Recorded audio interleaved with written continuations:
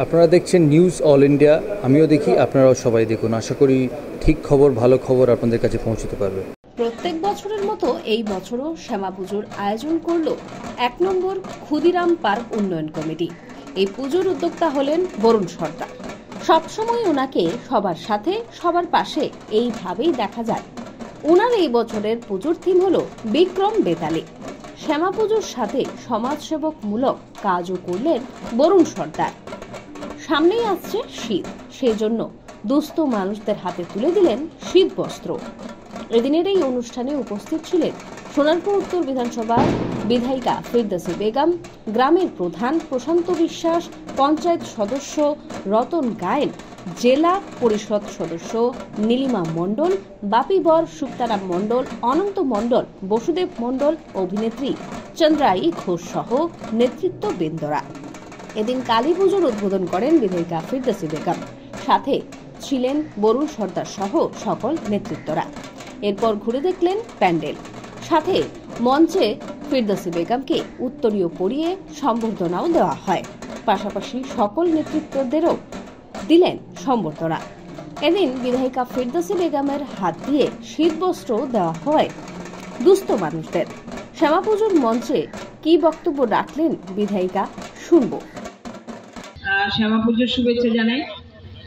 বাংলার মুখ্যমন্ত্রী সর্বতভাবে আপনাদের সঙ্গে আছেন। তিনি প্রতিনিয়ত একদিকে যেমন উন্নয়ন, একদিকে বাংলার মানুষকে ভালো রাখার জন্য, বাঙালিকে ভালো রাখার জন্য, প্রত্যেকটা মানুষকে ভালো রাখার জন্য তিনি অক্লান্ত পরিশ্রম করে যাচ্ছেন। তাই আমরা একদিকে বিভিন্নভাবে প্রাকৃতিক দুর্যোগ এবং কেন্দ্রের অসহযোগিতা সব কিছুকে উপেক্ষা করে আমাদের দুর্গাপুজো ভালো করে কাটিয়েছি, আমাদের শ্যামা পুজো ভালো করে কাটাবো এবং তার সঙ্গে সামনে আমাদের জগদ্ধাত্রী পুজো আছে, ভাইফোঁটা আছে, আমাদের আরও অনেকগুলো অনুষ্ঠান আছে, ছট পুজো আছে এরপরে। তো পরপর অনুষ্ঠানগুলো আছে, আমরা সবগুলো অনুষ্ঠান ভালো কাটাবো। কারণ বাংলার মাননীয় মুখ্যমন্ত্রী মমতা বন্দ্যোপাধ্যায় তিনি প্রত্যেকটা অনুষ্ঠান যাতে ভালো হয় সেই হিসাবে আপনাদের প্রত্যেকের পাশে আছেন, সহযোগিতা করছেন। আমরা প্রত্যেকের কাছে অনুরোধ রাখবো, মায়ের কাছে সবাই মিলে প্রার্থনা করবেন বাংলার মাননীয় মুখ্যমন্ত্রী তিনি ভালো থাকুক। বরুণ সর্দারের পুজো প্যান্ডেলটি ঘুরে দেখলেন অভিনেত্রী চন্দ্রায়ী ঘোষ। এরপর আমাদের ক্যামেরার মুখোমুখি হন অভিনেত্রী। কি বললেন উনি, শুনে নেব। আমি তো খুবই খুশি হয়েছি এবছর এখানে এসে। প্রথম কথা, পরিবেশ এত ভালো, দ্বিতীয়ত উনি একটা ভালো একজন মানুষ। আর আমি শুনলাম ওনারই আইডিয়াতে এত দারুণ প্যান্ডেল হয়েছে, ভেতরটা অনেক একটা দারুণ গাছ, পরিবেশ ঢুকে তো আমারই ভয় করছিল। এবার বিক্রম বেতালের একটা দারুণ এখানে ব্যাপার করা হয়েছে, একটা স্ক্রিন আছে, তারপরে এখানে ঘুরে উঠে সে একদিন যাচ্ছে, ব্যাপার কঠিন কাজ। আমি খুব খুশি হলাম দেখে। আর আশা করি আগামী দিনে আপনি কনসেপ্টে পুজো করবেন আর সবাইকে আনন্দ দেবেন। আর আপনি তো সুস্থ থাকবেন আর ভালো থাকবেন। আর আমি সবাইকে জানাচ্ছি সবাই কালী পুজোয় খুব ভালো থাকুন, বাড়ি টালি ফাটান, কিন্তু একটু সাবধানে ভালো করে নিন। আমাদের ক্যামেরার মুখোমুখি হয়ে এদিন কি বললেন পুজোর উদ্যোক্তা বরুণ সর্দার, শুনে নেব। এই মুহূর্তে আমরা রয়েছি 1 নম্বর ক্ষুদিরাম পার্কের উন্নয়ন কমিটির এখানে।